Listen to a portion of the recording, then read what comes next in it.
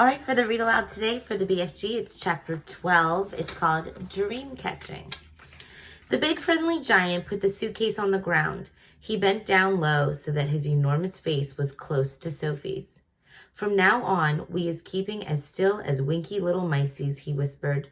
Sophie nodded. The misty vapor swirled around her. It made her cheeks damp and left dewdrops in her hair. The BFG opened the suitcase and took out several empty glass jars. He set them ready on the ground, with their screw tops removed.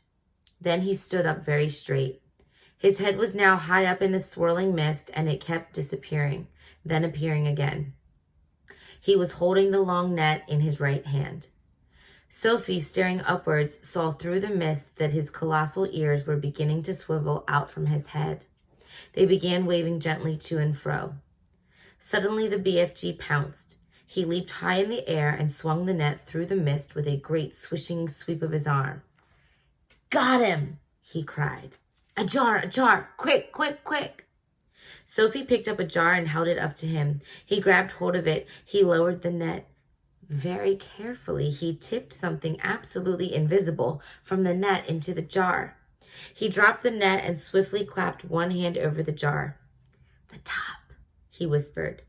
"The jar top, quick." Sophie picked up the screw top and handed it to him. He screwed it on tight and the jar was closed. The BFG was very excited. He held the jar close to one ear and listened intently. "It's a wink squiffler," he whispered with a thrill in his voice. It's even better. It's a fizz wizard. It's a golden fizz wizard." Sophie stared at him.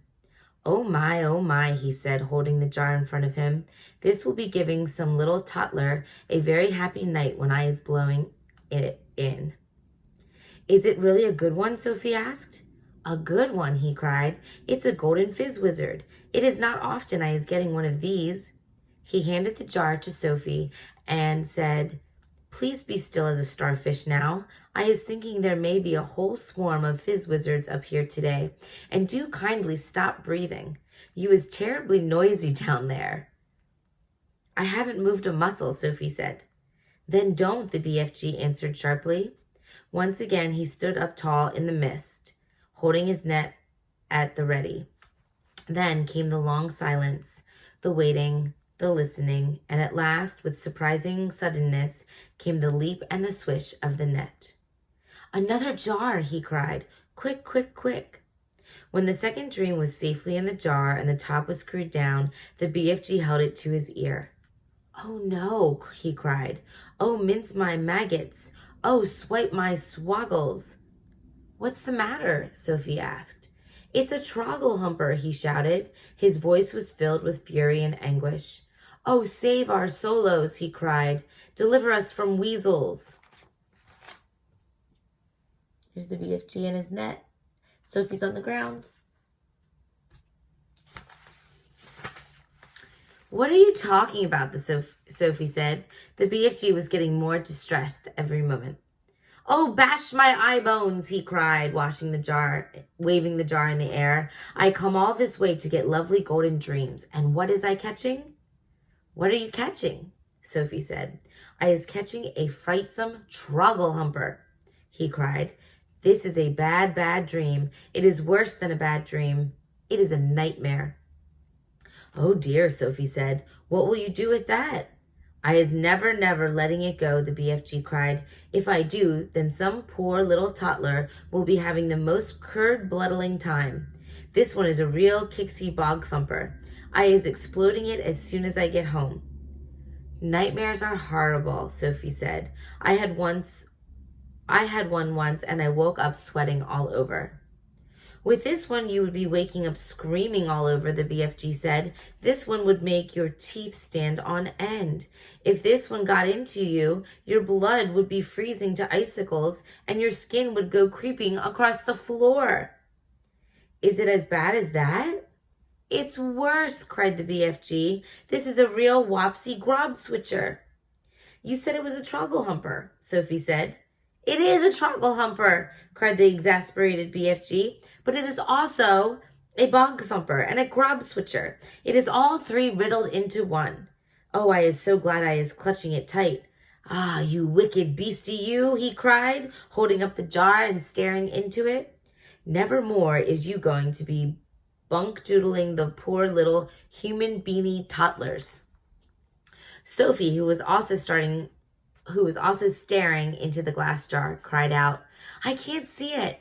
There's something in there. Of course there is something in there, the BFG said. You was looking at a frightsome troggle humper. But you told me dreams were invisible. They is always invisible until they is captured, the BFG told her. After that, they is losing a little of their invisibility. We is seeing one very clearly. Inside the jar, Sophie could see the faint scarlet outline of something that looked like a mixture between a blob of gas and a bubble of jelly. It was moving violently, thrashing against the sides of the jar and forever changing shape.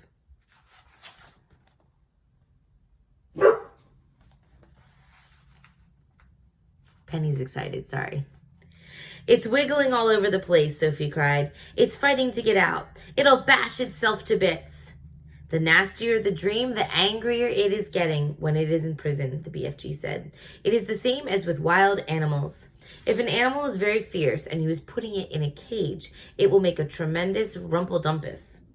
If it is a nice animal like a cockatoodle-loo or a fogglefrump, it will sit quietly. Dreams is exactly the same. This one is a nasty, fierce nightmare. Just look at him splashing himself against the glass. It's quite frightening, Sophie cried. I would be hating to get this one inside me on a darksome night, the BFG said. So would I, Sophie said. The BFG started putting the bottles back into the suitcase. Is that all? Sophie asked. Are we going? I is so upset by this struggle-humping, bog-thumping grub switcher, the BFG said, that I is not wishing to go on. Dream catching is finished for today. Soon Sophie was back in the waistcoat pocket, and the BFG was racing home as fast as he could go. When at last they emerged out of the mist and came again on to the hot yellow wasteland, all the other giants were sprawled out on the ground, fast asleep. Hope you enjoyed that chapter.